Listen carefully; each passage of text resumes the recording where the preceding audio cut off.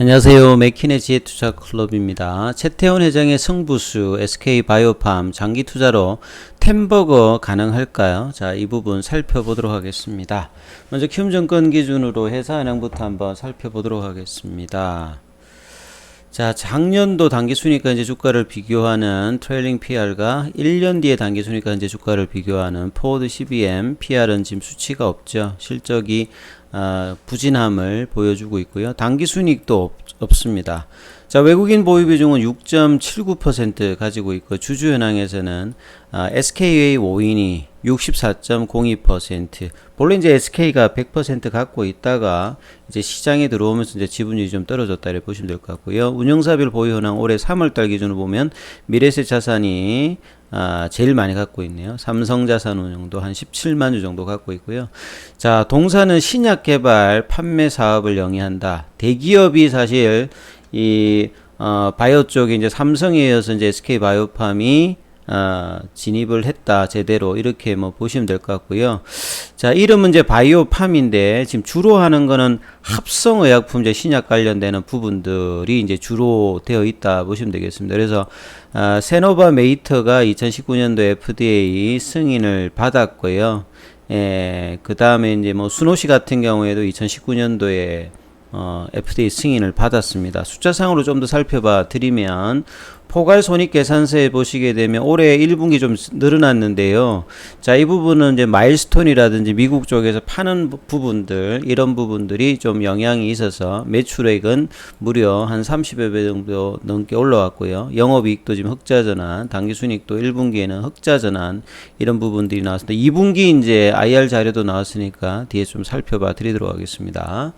그리고 이제 재무상태표에서 보시게 되면 유동금융자산은 보시면 이제 상장 이후에 자본금이 납입자금이 늘어났기 때문에 자본잉여금이 증가되었기 때문에요. 현금 영수자산과 이제 유동금융자산 이런 부분들이 유동성 부분들은 이제 확보가 되어 있고요. 이익금은 결손 상태가 6천억대 계속 유지되고 있는데, 자, 저런 부분들이 중장기적으로는 나중에 이제 전환이 되는데 시장에서는 한 2024, 2025년도 정도 흑자 전환 예상을 하고 있는 상태입니다. 그리고 이제 영업이익 관련되는 부분 현금 흐름표 보시게 되면 계속 영업 흐름으로는 마이너스 상태고요. 투자 관련되는 부분들에서 돈이 이제 작년도에 이만큼 나왔다가 그 다음에 이제 재무적인 활동 관련되는 부분에서는 작년도 이제 돈이 많이 들어왔겠죠. 상장 이슈로. 그래서 이제 안정성 비율에 보시게 되면 유동 비율이라든지 유보율, 그 다음에 1분기에는 이제 흑자 전환이다 보니까 이자 보상 비율까지 올라왔고요. 부채 비율도 낮습니다. 그래서 지금 단기적으로는 재무적으로는 특별히 이제 문제가 없고요. ROE 같은 경우에도 지금 플러스 전환이 좀 되어 있는 상태입니다. 자, 태제 주주 특수관계 보시면 SK고 SK의 최대 주주는 최태원 회장입니다. 그래서 최태원 회장의 제가 승부수라고 말씀을 드렸는데요. 자, 이 부분 내용들 IR 자료를 좀 참조해서 좀 더 살펴보도록 하겠습니다. SK바이오팜은 93년도에 신약 연구 개발을 했는데요. 이제 결과가 나오기 전까지는 상당히 우려감이 많았습니다. 좀 되지 않지 않느냐. 그러다가 96년도에 이제 FDA에서 신약 후보 물질의 임상 시험을 승인을 받은 것을 이제 시작으로 해서 중추신경계 질환 치료에 대한 합성 신약 개발을 집중했습니다. 왜 이랬을까? 이 부분도 굉장히 좀 중요한데요. 그러다가 이제 서너버 메이트라든지 솔리안 패널 관련되는 부분들을 2개 정도 지금 FDA 승인을 받으면서 향후에는 이제 항암 관련되는 부분까지 확대를 할 것이고, 미국 쪽에 현지 법인도 있고요. 중국 쪽에 이제 현지 법인도 있는 상태입니다. 그래서 전체적으로는 글로벌 종합 제약사 피코 형태로 지금 나아가려한다. 마치 반도체로 비교한다면 삼성이나 뭐 이런 이제 종합 반도체 같이 이렇게 나아간다라고 보시면 될 것 같습니다. 그래서 SK바이오팜이 2011년도에는 현금이 한 1,740억이었는데요. 이제 2007년도에 이제 그 SK가 지수사 체계로 바꾸면서 지수사 아래에 이 부분을 이제 별도 법인을 두어 가지고 예, 그 뒤에 2014년도에도 1,000억 출자해 주고요. 2015년도에 본래 이제 SK 바이오텍이라는 게 사업부가 이제 신약 개발 관련되는 부분이 있고 원료 사업 부분이 있는데 그 원료 사업 부분이 이제 SK 바이오텍으로 물적 분할을 또 시킵니다. 그래서 이제 거기에 대한 어떤 지분을 양도를 하면서 1270억을 조달을 하면서 계속 이제 연구 개발을 해왔다 이렇게 보시면 될 것 같고요. 집중적으로 이제 하고 있는 데가 중추신경계 질환인데요. 이걸 왜 좀 타켓을 했을까?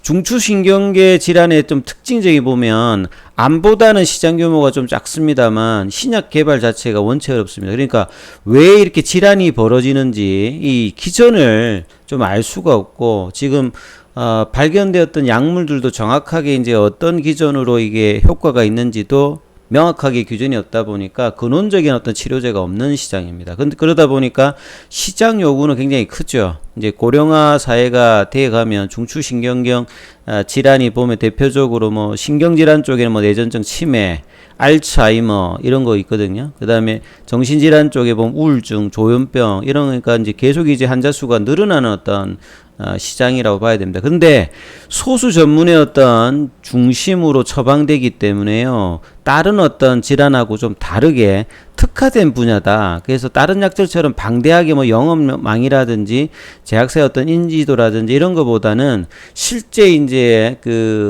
뭐 전문의들이 어떻게 이제 효과가 있어서 처방을 꾸준하게 하느냐 거기에 따라서 판매량이 좌우되는데 이게 빠르게 증가되는 게 아니라 대표적으로 천천히 이제 이 점유율이 올라가는 어떤 시장이다. 그래서 장기 투자자 입장에서는 상당히 좀 관심을 가져야 되는 어떤 시장입니다. 급진적으로 올라가는 건 아닙니다만 효과가 있을 때는 계속 꾸준하게 올라가는 어떤 특성을 가지고 있다. 그래서 이제 SK가 이런 부분을 좀 중요시하면서 이 중추신경계 질환 쪽으로 좀 타켓을 했다라고 보여집니다. 대표적인 게 뇌전증 관련되는 부분은 뇌의 어떤 특정 부위에 있는 신경세포가 이상 흥분 상태에서 간질성 발작이 반복적으로 나타내는 질환인데요. 이게 만성이 되면 뇌 손상, 정신, 신체적인 장애가 발생하는데 대부분 한 30-40%가 난치성이라고 합니다. 그래서 이런 부분에 대해서 타켓을 하고 있고, 그 다음에 기면증이라고 해가지고 낮에 졸림이 많이 발생하는 이런 어떤 수면 장애, 요런 데 좀 타켓을 해서 파이프라인을 보시게 되면 보시면 이제 세노바메이트, 그 다음에 솔리엄 페톨, 이 부분들은 이제 NDA에서 FDA에서 이제 2019년도에 승인을 받았어요. 그래서 세노바메이트 같은 경우는 작년 5월달부터 팔리고 있는 상태고요. 그래서 미국 쪽에서는 이제 자회사죠. SK 라이프 사이언스에 직접 팔고 있고, 유럽 쪽에서는 이제 안젤리니 이쪽에서 이제 판권을 가지고 이제 팔고 있다, 이렇게 보시면 되겠죠.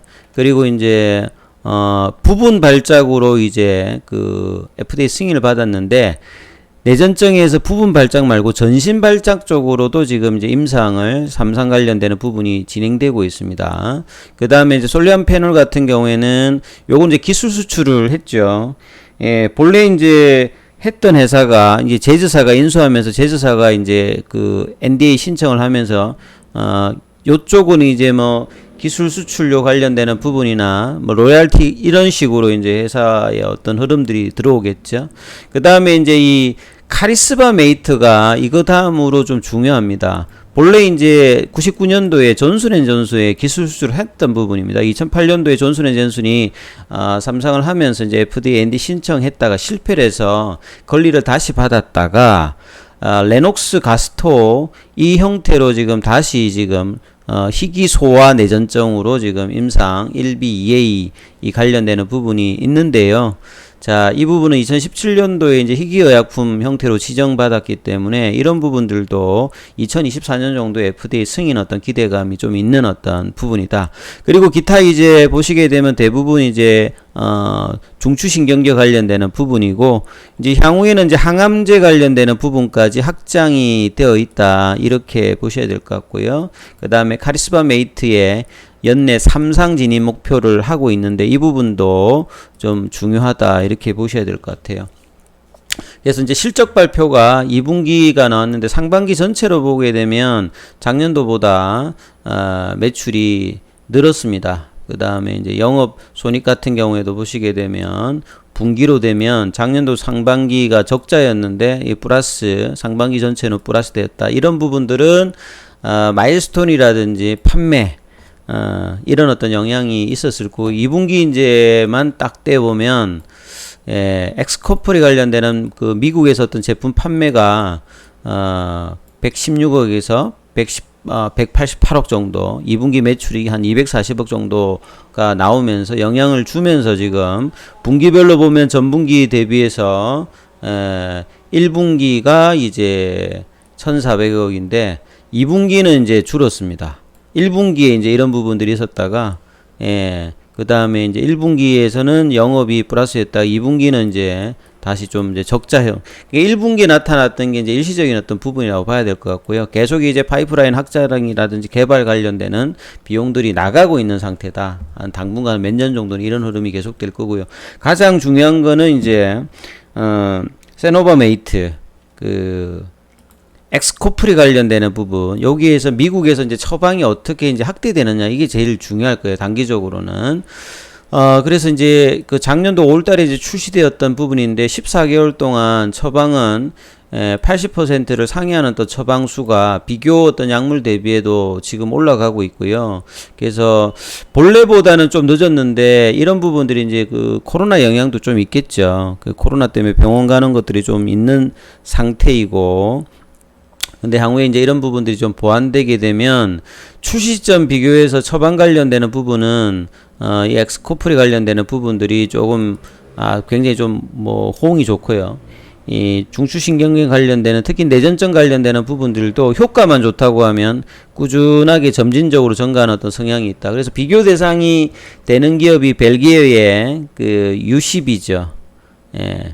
UCB가 제일 이제 근데 UCB의 대표적인 이제 내전증 그 제품이 빔펫입니다. 빔펫도 보시면 2009년도에 이제 이제 매출 관련되는 부분에서 이제 쭉 보시게 되면 꾸준하게 증가되죠. 그래서 이제 이 부분들이 5천억 정도 도달하는데 한 몇 년 정도 걸리고요. 그 다음에 이제 1조 관련되는 부분에서 한 18년이니까 거의 한 10년 정도 되어야 이 부분이 좀 된다. 그러니까 이것뿐만 아니라 그 뒤에 나왔던 이제 브리비엔트 같은 경우에도 보시게 되면 자 2016년 매출을 만들어내고 한 5천억 오는데 보시게 되면 한 7년 정도 걸리죠. 그래서 내전증 관련되는 어떤 부분이 꾸준하게 어떻게 이제 그 승인 받고 난 다음에도 효과가 있다면 이런 식의 어떤 구조가 되어 있다. 그래서 이제 UCB가 지금 한 42%를 차지하고, 그 다음에 글락스미스클라인이 한 13%, 사노피가 9% 이렇게 차지하거든요. 그래서 이제 미국 쪽에서 이제 인구의 한 1.2%, 이 정도가 이제 내전증 환자고요. 그 다음에 이제 뭐 그 전 세계적으로 한 6,500만 명 정도가 되니까 시장 규모는 미국 시장만 해도 한 3, 4조 정도 되는 어떤 시장이다, 이렇게 보셔야 될 것 같아요.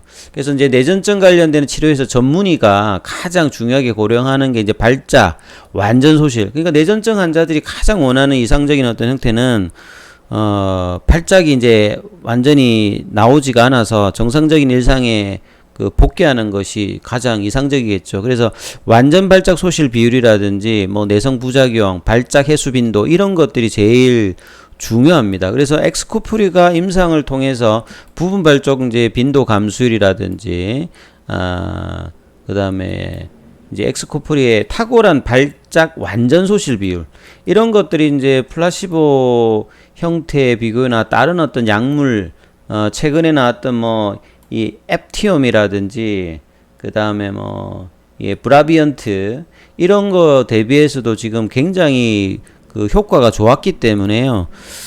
나중에는 이제 블록버스트의 어떤 꿈을 가지고 있는 게 SK바이오팜의 이 엑스코폴이다, 이렇게 보실 수 있습니다. 그래서 요 이제 지금 UCB가 벨기에 어떤 시가총액이 보시게 되면 한 20조거든요. 그러면 파이프라인 다른 거 다 빼고 내전증으로 보게 되면 나중에는 이제 UCB를 좀 넘어갈 가능성이 있기 때문에 여기 시가총액이 한 20조고요. 지금 SK바이오팜이 다른 그 파이프라인 빼고 한 10조 정도 안 되거든요. 그럼 장기적으로 저 정도 수준은 갈 가능성이 좀 충분히 있다라고 보여지거든요. 시장의 평가가. 그래서 SK바이오팜 같은 경우에는 SK라이프사이언스가 있어서 미국 쪽에서는 중추신경경 뭐 형태로 뭐 진행을 하고 유럽이나 아시아 뭐 이런 쪽에서는 지역을 특성을 이제 고려해서 하고 있는데 2019년도에 이제 뭐 세일즈 인력을 채용을 했고요. 그 다음에 엑스코프리 관련되는 부분이 5월달에 출시되어서 자 이런 부분들이 꾸준히 이제 향후에 몇 년 뒤면 성과가 나와서 이 기업의 어떤 가치 매출 규모도 뭐 1조 정도 한 5년 뒤에는 나올 것으로 지금 예상을 하고 있습니다. 그래서 미국 쪽에서는 직판 체계고요. 유럽 쪽에서는 이제 판권을 줘서 하는 형태다. 이렇게 보셔야 될 것 같습니다. 그래서 올해 6월 달에 이제 독일 출시, 유럽 41국에 순차적으로 이제 출시 예정이 되어 있고요. 일본에는 작년도에 이제 오노사로부터 라이센스 아웃을 했습니다. 그래서 이런 부분들도 진행하고 중국 쪽에도 연내 진출 요런 어떤 기대감이 있는 상태죠.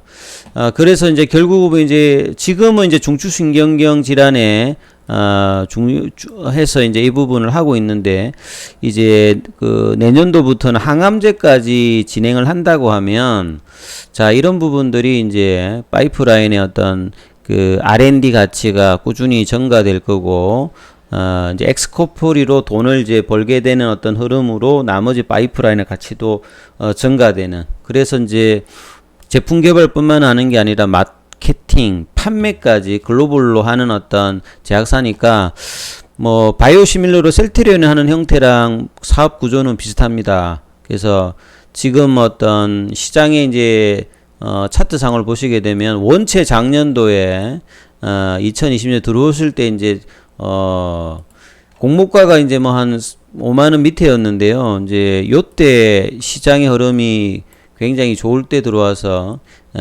가격이 단기에 올라가고 난 다음에 그냥 가격이 이제 10만원 정도 내려왔다가 이제 이런 흐름이니까 단기적인 어떤 흐름들은 계속 이제 있는데 지금도 시가총액은 한 9조 5천억 정도 되거든요.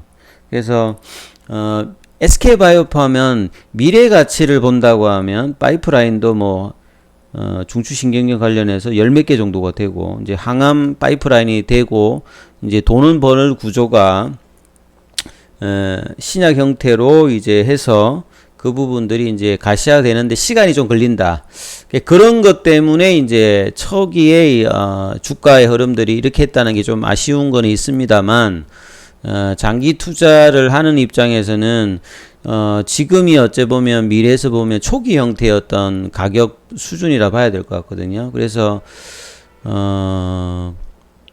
템버거는 보통 이제 10배 올라가는 종목을 이제 템버거 종목이라고 하는데요. 최저점 대비해서 그렇게 본다고 하면 공모가 기준으로 보면 한 5만원이면 나중에 한 50만원 그 다음에 주가의 어떤 흐름으로 뭐 이게 10만원이 이제 최저점이었다 뭐 이러면 100만원 그러니까 한 50만원 100만원 정도가 장기 목표가가 주어질 수 있는 어떤 흐름들 국내에서는 유일하게 그 혁신 신약으로 두 개의 FDA 승인을 받은 회사고 향후에 어떤 R&D 가치라든지 그리고 다가오는 몇 년 뒤에 어떤 흐름들을 본다면 당장에 이제 사실 이슈는 바이오팜 같은 경우가 이제 초기에 어떤 그 상승 흐름 이후에 이렇게 빠져서 옆에 있죠.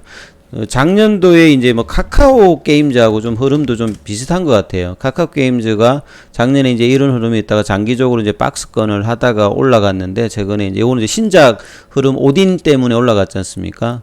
그러면 이제 SK바이오팜은 이제 뭐 신작이라기보다는 세노바 메이트나 솔리안 페톨 말고 이제 카리스바 메이트 이 부분들이 어떤 이제 임상들이 종류가 그 진행이 좀 빨리 되고 그 다음에 이제 세노바 메이트, 엑스코프리 관련되는 부분에서 실적들이 이제 꾸준하게 잡힌다라고 하면 주가는 점진적인 어떤 상승을 보일 수 있는 어떤 가능성이 있는 종목이다 이렇게 보실 수 있습니다.